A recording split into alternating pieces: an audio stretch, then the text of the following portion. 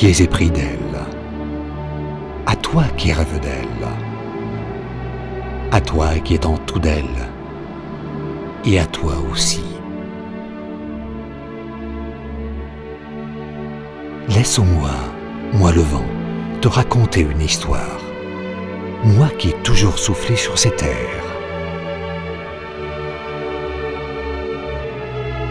Il y a 25 millions d'années, au centre d'un grand bassin, étreint dans les bras rocheux des montagnes, alors que la vie n'avait pas encore donné naissance au premier de tes ancêtres.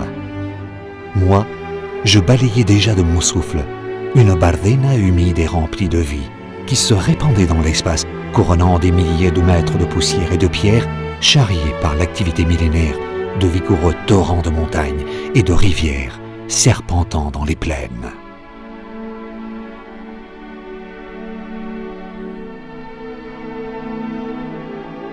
Dans cette Bardena aux limites lointaines, surprenante pour l'homme dont la vue ne distingue pas la distance du temps, la vie bouillonnait. D'anciennes espèces de crocodiles, de tortues, de castors, de grands herbivores et de minuscules rongeurs trouvaient refuge dans cette terre dominée par des lagunes aux eaux claires, ombragées par la végétation aquatique et la forêt.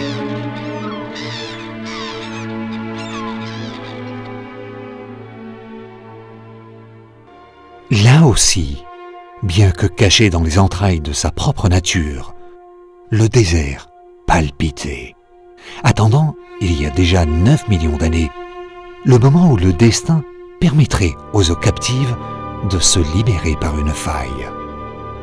La naissance de ta Bardena venait d'avoir lieu. La carte complexe de l'eau qui la vivifiait, regroupée dans un énorme flux commun, l'Èbre, commença dans un processus naturel et imparable à verser dans la mer des millions d'années d'histoire arrachées par la force de ses crues.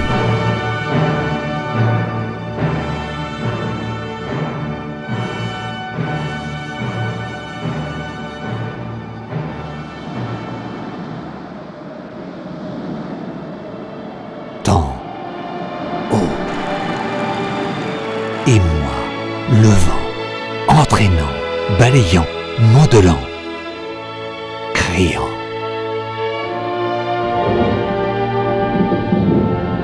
C'est dans cette même Bardena, ta Bardena, celle que tu contemples maintenant déchirée en 1000 paysages, qui révèle le passage du temps, bien que protégée par le manteau vert de pin, cyprès et chêne, romarin. Qu'arrivèrent ceux qui te précédèrent, ces hommes et ces femmes sans nom, dont l'héritage, involontairement déposé sur ta vaste superficie, a attendu presque 6000 ans pour se révéler à tes yeux. J'ai connu les travaux, les refuges, les vies de ceux dont toi, tu ignores même le nom. Ces anciens habitants, les premiers bergers de Bardenas, agglutinés en petits groupes itinérants sur les bords des voies naturelles que leur offrait cette carte pierreuse accidentée, rassemblèrent toutes leurs forces dans la tâche ardue de subsister. Les témoignages tangibles de leur existence ne sont autres que les produits de leurs mains, de leurs esprits et de leurs âmes. Des fragments de pierre dure qui, à coup de nécessité, d'expérience et de sagesse, firent surgir des outils, des ornements, des armes. De rudimentaires récipients en argile au profil inexistant et d'autres joliment ornés qui nous parlent de routes lointaines de transmission, non seulement d'objets, mais aussi d'idées. Et leurs âmes aussi, t'ont transmis des témoignages de terre et de pierre.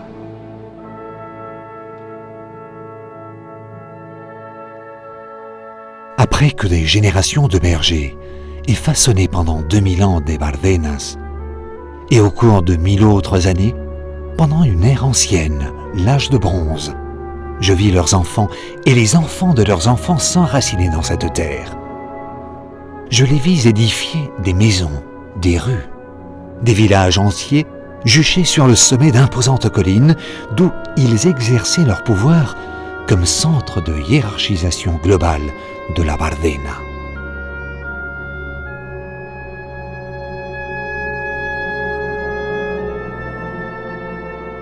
Tout au long de ce second millénium antérieur à Jésus-Christ, j'observais de décisifs changements dans leur mode de vie. L'attraction que la Terre avait sur ces hommes, la sécurité qu'elle leur donnait, le pouvoir qu'elle leur conférait, les ancra définitivement à elle. La nécessité de vivre et d'aller de l'avant, arrachant à la Bardena leurs propres moyens de survie, encouragea la soif rudimentaire, inexperte et encore ingénue de dominer les ardeurs des semences, des fruits, de la nature. Des agriculteurs et des bergers, mais aussi des chasseurs et des récolteurs, immergés dans de petits paysages humanisés derrière lesquels s'étendaient des milliers d'hectares de forêts vierges, mûres et généreuses. La capacité obstinée de régénération de la nature maintint pendant des siècles le fragile équilibre entre l'homme et l'environnement, jusqu'à ce que je vis le désert émerger des entrailles de la terre, avec des désirs renouvelés après des centaines d'années de coupe, de brûlage, de package et de semailles. L'épuisement du paysage, dompté par l'homme, devint manifeste et commença l'inexorable processus d'abandon des terres fatiguées de l'intérieur de la Bardena au bénéfice des nouveaux horizons de prospérité que promettaient les rives de l'Èbre, bien que l'âme pastorale de l'habitant de la Bardena persisterait toujours ici, timidement, entre le maquis et l'herbe qui alimentaient ses troupeaux. La généreuse carte de sillons ciselés par le temps résonna de voix lointaines de la péninsule, de l'Europe centrale, qui parlait de convertir le minéral en fer, la pierre en chaux, la résine en poix, l'argile en peau.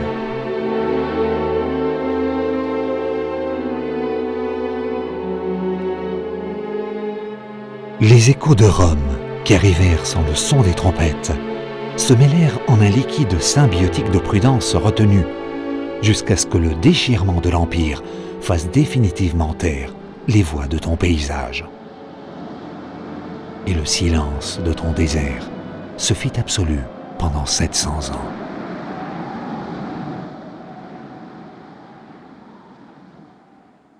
Quelques siècles avant que ta propre voix, vos propres voix, déchirent l'Agreste, la dénudée, la fragile Bardena, ce fut une terre d'avant-garde. Au XIIIe siècle de notre ère, les sommets inexpugnables dessinés par ma furie furent recouverts de châteaux et de murailles, de durs bastions pour la défense frontalière du naissant royaume de Navarre. Ce désert, cette terre de bergers, a aussi été une terre de refuge, d'embuscade, de légende.